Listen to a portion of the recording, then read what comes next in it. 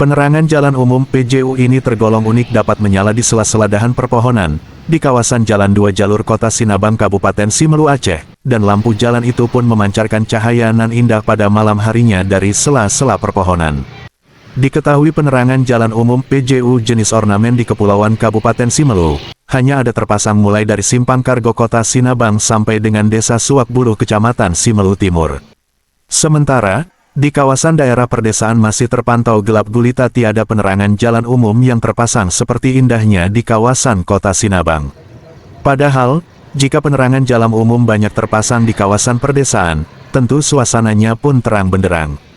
Konsumen PLN setiap bulannya pada saat pembayaran tagihan rekening listrik, selain dari pembayaran harga pemakaian listrik per kWh, juga ada biaya pajak penerangan jalan PPJ sebesar 10% sebagai pajak asli daerah PAD Kabupaten Simelu.